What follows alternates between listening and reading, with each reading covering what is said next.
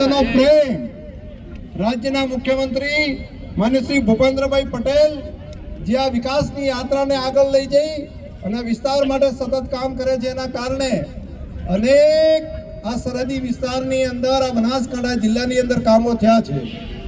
એમાં એક નવા જિલ્લાનું નિર્માણ ગુજરાતની અંદર દેશના પ્રધાનમંત્રી મોદી સાહેબ અને ભૂપેન્દ્રભાઈની સરકારે કર્યું છે અને સરહદી વિસ્તારને ખૂબ મોટી ભેટ આપી છે।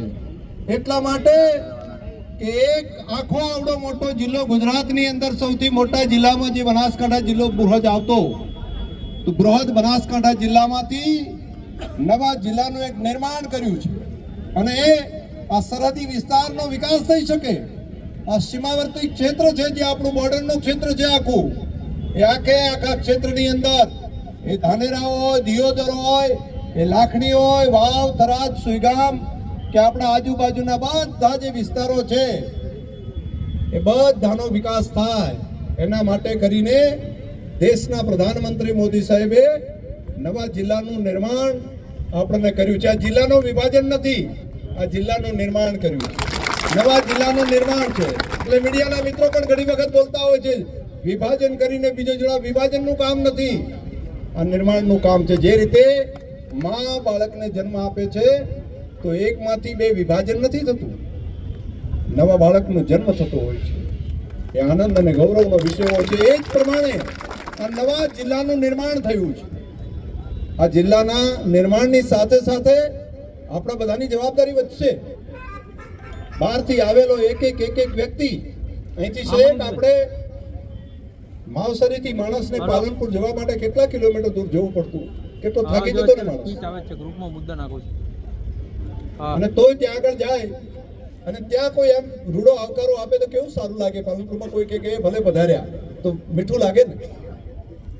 તો અહીંથી આજુબાજુના ધાનેરા વિસ્તાર હોય, ત્યાંથી દિયોદર હોય, ત્યાંથી લાખણી હોય, કાંકરેજ હોય, બાબર હોય, સુઈગામ હોય, વાવ હોય, થરાદ હોય, તો ધાનેરા સહિતના વિસ્તારમાંથી કોઈ પણ વ્યક્તિ આપણે આંગણે આવે તો મારી તો તમને બધાને આ વિસ્તારના પ્રજાજનોને પ્રાર્થના છે કે આપણે બધા એને રૂડો આવકાર આપીએ, આપણા બધાની જવાબદારી। આ નિર્માણનું કામ છે એટલા માટે ને આ કામને આપણે આગળ લઈ જવાનું છે। આ કામને એ રીતે આગળ લઈ જઈએ કે દેશની અંદર એક અગ્ર હરોળનો જિલ્લો, આપણો સરહદી વિસ્તારનો જિલ્લો બને, એ સપના સાથે આપણે બધાએ કામ કરવું પડે, એક એક વ્યક્તિએ કામ કરવું પડે, આ કામમાં બધાએ સહયોગ કરવો પડે।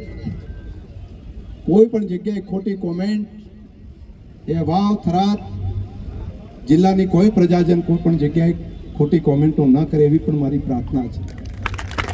આપણે બધાને સાથે રાખીને, મને ઘણા બધા હજુ બહારથી કહે છે લોકો અમારે પણ જોડાવવું છે તમારે, મને હમણાં રાજસ્થાનથી બધા લોકોએ કીધું મને કે સાહેબ કંઈક કરીને મેળ કરો ને। તો ઘણી જગ્યાએથી મને ગઈકાલે સાંતલપુરથી લોકોએ કીધું કે સાહેબ હવે નવો જિલ્લો બનાવ્યો છે, તમને જોડો ને કોઈ પણ રીતે, અમારે પણ આવવું છે। અનેક લોકો આ તમારા સાથે આપણા વિસ્તારના પ્રજાજનોની સાથેનો પ્રેમ અને લાગણી છે એના કારણે કરીને આ કહે છે। આ જસ કોઈ એક શંકરભાઈનો કે અમારા ખાલી આ સ્ટેજ ઉપર બેઠેલા આગેવાનોનો નથી, આ જસ એ તમામ તાલુકાના પ્રજાજનોનો એના ભરોસે લીધેલો રાજ્ય સરકારે નિર્ણય છે એનો જસ છે। આપણે દરેકની સુખાકારી થાય, દરેકનું કલ્યાણ થાય એનું કામ આપણે ભેગા મળીને આવનારા સમયમાં કરવું છે। તો આટલી વાત મારે તમને બધાને કહેવાની હતી। આંબો હોય તો કેરી આવે તો ઝૂકે છે, તો આપણે બધાએ પણ આ પ્રજાજનોએ પણ એ રીતે ઝૂકીને દરેકને ફળ આપવાનું કામ અહીંથી બેઠા આપણે બધાએ કરવાનું છે। હજુ ઘણા કામ કરવાના છે આ વિસ્તારે, એ વાવ હોય, સુઈગામ હોય, બાબર હોય, દિયોદર હોય, કાંકરેજ હોય કે લાખણી હોય, ધાનેરા હોય કે થરાદ હોય, આપણે બધાએ ભેગા થઈને આ કામ કરવું છે। અને થરાદ જ્યારે જિલ્લો બને છે ત્યારે આ વાવ, થરાદ બંને જિલ્લાની પ્રજાજનોની જવાબદારી વિશેષ છે। વાવ, થરાદ જિલ્લો બને છે તો વાવ, થરાદના પ્રજાજનોની જવાબદારી વિશેષ છે। આપણે બધાએ ભેગા મળીને દરેકનો સમાવેશ કરીને આવનારા સમયમાં ઘણા કામો થશે। દાખલા તરીકે શું થાય, મને કોઈ મીડિયાના મિત્રો પૂછતા હતા કે જિલ્લો થશે તો નવું શું, અહીં ફાયદો પ્રજાને શું થશે? આવડા મોટા જિલ્લાની અંદર એક કલેક્ટર હોય એની જગ્યાએ 2 કલેક્ટર થશે। આટલા જિલ્લાની અંદર ડીડીઓ તો વધારે થશે, તો કામની અંદર વિભાજન થશે, ઝડપી થશે. એક માણસ કામ કરે એના કરતાં વધારે બે માણસ કરીએ કે નહીં? તો એવું તમામ કચેરીઓની અંદર એક શિક્ષણનું કામ હોય, એ પોલીસનું તંત્ર હોય, એ વિકાસનું કામ હોય, બધાની અંદર ઘણું બધું કામ થશે. અહીંયા આગળ લગભગ 40થી વધારે તો કચેરીઓ આવશે. એ બધી કચેરીઓને કાર્યરત કરવી પડશે. અહીંયા બાકીના કામ પણ ઘણા થશે. ધંધા રોજગારથી કરી અને અનેક પ્રજાની સુખાકારી વધે એ પ્રમાણેના કામ કરવા છે. સતત કામ કરવું પડશે. તમારી ને મારી મને સમજણ પડે છે કે પહેલા 6-7 કલાક ઊંઘતા હતા, સેનું આજ વાત થઈ ત્યારથી 4 કલાક ઊંઘીને નવું કયું કામ કરવું પડશે, ક્યાં વ્યવસ્થા કરશું, સતત છે. આ એકલા શંકરભાઈએ કામ નથી કરવાનું, એકલા સ્વરૂપજીએ કામ નથી કરવાનું, કે એકલા કેસાજી કામ કરે કે એવું નહીં. આપણે બધા ધારાસભ્યો બનીને તમામ ધારાસભ્યો, આજુબાજુના વિસ્તારથી બધા આગેવાનો, એ પણ પોતે જનપ્રતિનિધિ છે, એ પ્રમાણનું સમજીને બધાએ કામને આગળ લઈ જવું પડશે. તો મારી આટલી તમને બધાને પ્રાર્થના હતી કે આપણે टूटे दिल से कोई खड़ा नहीं होता और छोटे दिल से कोई बड़ा नहीं होता. જેનું મન મોટું હશે એ જ મોટા થશે. આપ સૌને હૃદયથી ખૂબ ખૂબ અભિનંદન.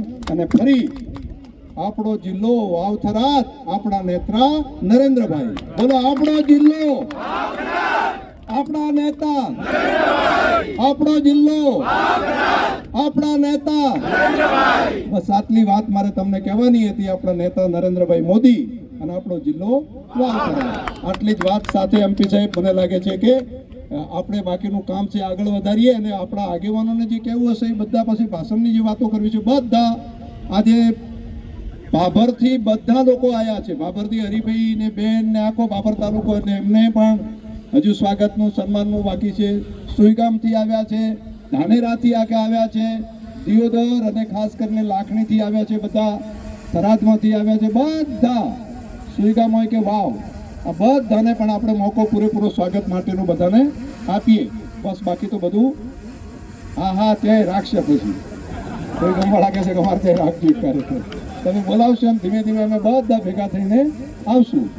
બસ તો આટલી જ વાત કહેવાની હતી. બાકી તો તમારો કાર્યક્રમ આપણો બધો ચાલુ રાખો. બે કામ ભેગું થાય ને.